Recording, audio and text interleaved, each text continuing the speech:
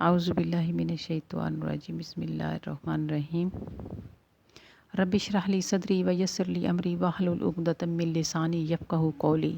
اللہ پاک کے فضل اور کرم سے، اس کی دی ہوئی توفیق سے، اس کی نظر عنایت سے ہم نے سورۃ فاتحہ کی ماشاءاللہ سے 2 آیات کا کر لیا ہوا ہے، ترجمہ جان لیا۔ آج آیت نمبر 3، مالکی یوم الدین۔ مالکی یوم الدین، مالک کہتے ہیں وہ ہستی جو اپنی ملک میں جو چاہے کر سکے۔ اس لفظ سے ان عقائد باطلہ کی تردید ہو گئی کہ جن میں ہندوستان کے مشرک اور کئی دوسری قوتیں مبتلا تھیں، یعنی وہ کہتی تھیں کہ خدا ہر مجرم کو سزا دینے پر مجبور ہے، استغفر اللہ من ذالک، اور اسے معاف کرنے کا ہرگز کوئی اختیار نہیں، استغفر اللہ من ذالک۔ اور قرآن نے فرمایا کہ وہ مالک و مختار ہے، وہ ہر چیز جن و انس سب اس کی ملکیت ہیں، جسے چاہے اس سے جو چاہے سلوک فرمائے۔ اگر مجرم کو سزا دینا چاہے تو اسے کوئی روک نہیں سکتا، اور اگر بخشنا چاہے تو اسے کوئی ٹوک نہیں سکتا، کیونکہ یہ ادھر ہمارے ہندوستان، پاکستان جو یہ ایریا ہے، بنگلہ دیش، اس میں بت پرستی بہت زیادہ اور لوگوں کے عقائد کو بگاڑا گیا ہے،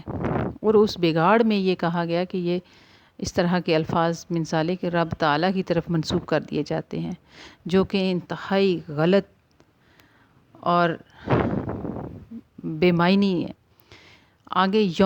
یوم یعنی دن، کون سا دن؟ دین، یوم الدین، دین کا معنی ہے حساب اور جزا، یعنی ثواب اور عذاب کی تعبیر لفظ دین سے تاکید کی تاکہ پتہ چلے کہ ثواب اور عذاب بلا وجہ نہیں ہوتے، بلکہ ان کے اپنے اعمال کا یہ طبعی ثمر ہوتا ہے، جس سے یہ کوئی اس طرح کا مقصد ہرگز نہیں ہے کہ انسان جو ہے وہ لذت میں کھو جائے اور برے نتائج سے بے خبر ہو جائے، کہ اور اسے یہ ہوش ہی نہ رہے کہ اس نے اپنی جو انمول ٹائم تھا عمر کا وہ کیسے گزارا ہے، اور بعد میں کہے کہ مجھے اس کی پوچھا نہیں جائے گا اس کے بارے میں، تو یہ بالکل ایک فضول سی بات ہے، بے اثر سی بات ہے، بے معنی سی بات ہے،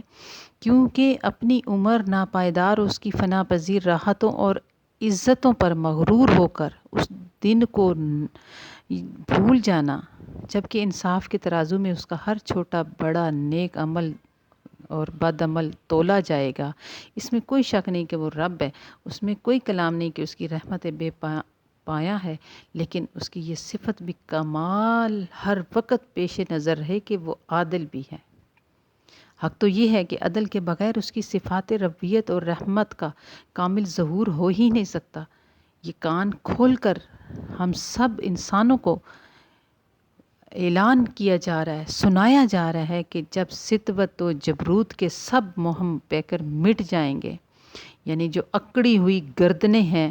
وہ اس ٹائم پہ جھک جائیں گی، ظاہر و باطن اس کی فرما روائی ہوگی، اور جو حقیقی فرما روا ہے وہ اعلان کرے گا کہ ہے کوئی حقیقی مالک، ہے کوئی اس بادشاہ، اس سلطنت کا مالک، تو آئے سامنے، زمین کس کے قبضے میں ہے۔ تو ہمیں یہ اعلان جو کیا جا رہا ہے، ہمیں انسانوں کے لیے کیا جا رہا ہے، بادشاہت کے لیے۔ یہ جو غرور اور تکبر والے الفاظ ہم بولتے ہیں، انسان بولتا ہے، اور اس کے لیے یہ کیا جا رہا ہے کہ وہ اس وقت ان الفاظ کو سن کر لرز جانا چاہیے کہ یہ ہر چیز کے مالک ہم بن جاتے ہیں، جبکہ ہم سانسوں کے بھی مالک نہیں ہیں، ہماری سانسیں بھی اپنی نہیں ہیں۔ اس چیز کا ہمیں ہر وقت خیال رہنا چاہیے، انسان کے دماغ میں یہ بات بیٹھ جانی چاہیے کہ ہمارا اس دنیا میں کچھ بھی نہیں ہے، ہم یہاں سے گزر رہے ہیں، ہم یہاں رہ نہیں رہے ہیں۔ یہ مولانا روم رحمۃ اللہ علیہ نے فرمایا تھا کہ جس نے جو یہ کہے کہ میں یہاں رہ رہا ہوں وہ تو ہلاکت کو پہنچ گیا۔ اس لیے ہم رہ نہیں رہے، ہم یہاں سے گزر رہے ہیں۔ قرآن کریم میں بھی ہے کہ اسی دن اللہ تعالیٰ انہیں پورا پورا بدلہ دے گا، اور وہ جان لیں کہ وہ جگہ ہے کہ ہم بدلہ دیے جائیں گے۔ حدیث مبارکہ میں بھی آتا ہے، دانا ہے وہ شخص جو اپنے نفس سے خود بدلہ لے اور موت کے بعد آنے والے اعمال کا خود محاسبہ کرے، اپنے نفس سے خود اس چیز کا حساب یعنی لے۔ حضرت عمر فاروق رضی اللہ تعالیٰ عنہ کو قول مبارک ہے کہ تم خود اپنی جانوں سے حساب لو اس سے پہلے کہ تمہارا حساب لیا جائے، اور اپنی اعمال کا خود وزن کر لو اس سے پہلے کہ وہ ترازو میں رکھے جائیں، اور بہت بڑی پیشی کے لیے تیار رہو جب تم اس اللہ کے سامنے پیش کیے جاؤ گے جس پر تمہارا کوئی عمل پوشیدہ نہیں، جسے خود رب تعالیٰ نے فرمایا ہے کہ جس دن تم پیش کیے جاؤ گے کوئی بات تمہاری چھپی نہیں رہے گی۔ ہمیں ان الفاظ کی طرف، رب تعالیٰ کے ان الفاظ کی طرف اور اعلان کی طرف بہت توجہ کرنی ہے،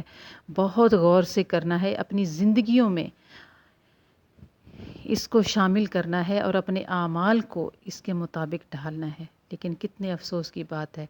کہ حقیقت ہے، آج یہ حقیقت ہے، مسلمہ حقیقت ہے کہ وہ امت کے جس کے دین کے بنیادی عقائد میں روز جزا پر ایمان لانا ہے، میدان عمل میں اس کی غالب اکثریت میں اس ایمان کا کوئی اثر موجود نہیں کیا جاتا۔ وہ روز حساب اور مکافات عمل کے قانون سے یوں غافل ہے کہ گویا اس سے کسی نے اسے یہ بات بتائی ہی نہیں ہے، اسے پتہ ہی نہیں ہے کہ میں نے مرنا بھی ہے اور میں نے قبر میں بھی جانا ہے، اور یہ چیزیں مجھے پوچھی جانی ہیں، یا میری کوئی ویڈیو بن رہی ہے، یا میں نے کل کو جا کر ان الفاظ کا بھی جو میں ادا کر رہا ہوں یا کر رہی ہوں ان کا حساب دینا ہے۔ اللہ پاک ہمیں ان الفاظ پر غور کرنے کی اور استقامت کے ساتھ عمل کرنے کی توفیق عطا فرمائے، اور رب تعالی ہماری زندگیوں کو ہدایت والے راستے کی طرف موڑ دے، اور رب تعالی سے کرم اور فضل اور توفیق مانگتے رہنا چاہیے۔ وہی توفیق مانگ رہی ہوں کہ جس کے ساتھ ہمیں ایسے انسان بنا دے، اس امت کو امت خیر والی امت بنا دے۔ وما علینا الا البلاغ۔ صدق اللہ العظیم۔